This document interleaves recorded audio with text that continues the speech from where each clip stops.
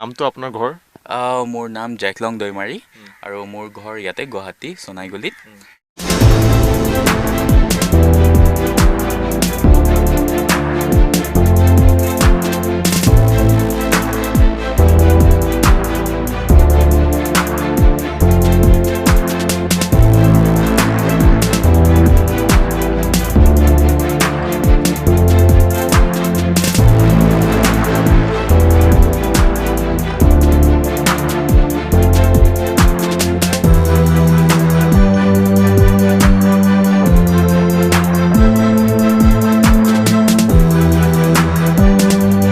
পিছ চাইডে এটা চকা আৰু আগ চাইডে এনেধৰণে দুটা চকা আছে। আৰু এই যি গাড়ীখন যেতিয়া ৰাজপথত ওলোৱা হয়, মহানগৰীৰ ৰাজপথত ওলোৱা হয়, তেতিয়া কিন্তু গাড়ীখন চাবৰ বাবে যথেষ্ট লোকৰ ভিৰ হোৱা দেখিবলৈ পোৱা যায়। আৰু আমি গাড়ীখনৰ যি স্বত্বাধিকাৰী আছিলে সেই স্বত্বাধিকাৰীৰ লগত কথা পাতিছোঁ। তেওঁ নিজেই ডিজাইন কৰিছে, নিজেই বনাইছে, সকলো তেওঁ নিজেই কৰিছে। আৰু তেওঁৰ লগত আমি যিহেতু কথা পাতিলোঁ, তেওঁ যথেষ্টখিনি কথা ক'লে আৰু ইলেক্ট্ৰিক চাৰ্জৰ কথাও যিহেতু কৈছে, আৰু তেওঁৰ লগত আমি বাচ্চাবোৰৰ মানে ফেভৰেট হয় আৰু তেখেতলোকে বহুতো মানে ভাল পায় আৰু সৰু ভাৰ্চন এখন বিচাৰি আছে সৰু বাচ্চাবোৰ চলাবলৈ।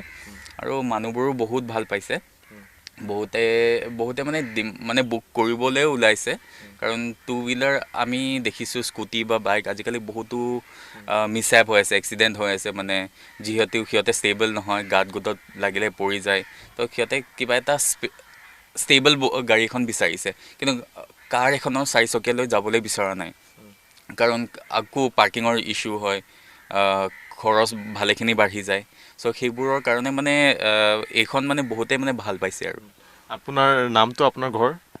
মোৰ নাম জেকলং দৈমাৰী আৰু মোৰ ঘৰ ইয়াতে গুৱাহাটী সোণাইগুলিত।